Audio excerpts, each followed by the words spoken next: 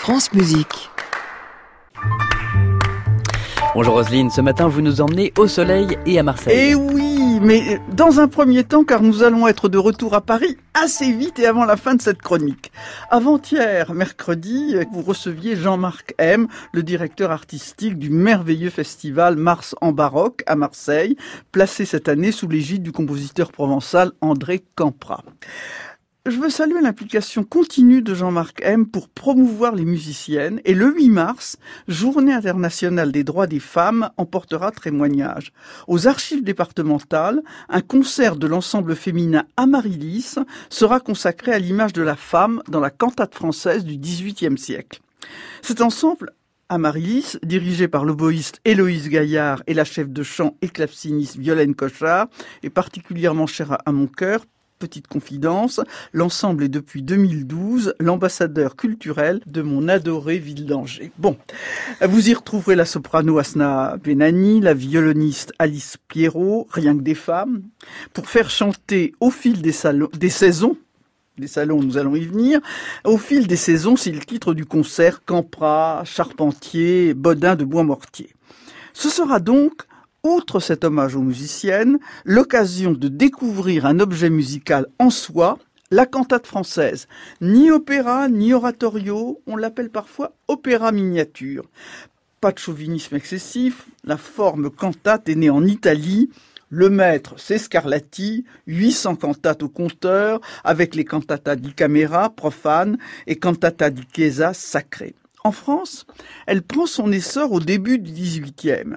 La mort de Lully fait entrer l'opéra en désaffection. L'Académie royale, l'ancêtre de l'Opéra de Paris, accumule les bides à cette période, enfin les échecs, parlons bien.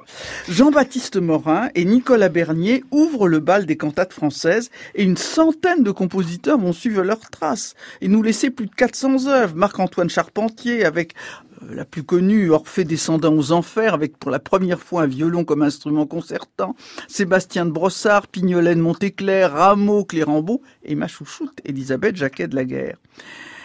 Cette cantate française est en accord avec la vie culturelle si caractéristique des salons parisiens du XVIIIe siècle.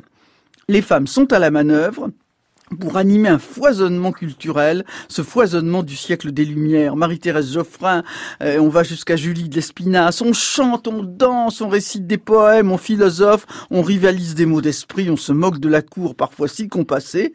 C'est là que se prépare la Révolution. On pousse les fauteuils et les tabourets, autour du clavecin on donne des cantates, courtes pièces où alternent air et récitatif, sans décor ni costume. Les sujets sont souvent empruntés à la mythologie et permettent ainsi toutes les licences d'une époque libertine. Et oui, c'est ce XVIIIe siècle si brillant et si excitant que nous donne à entendre Amaryllis et Mars en baroque.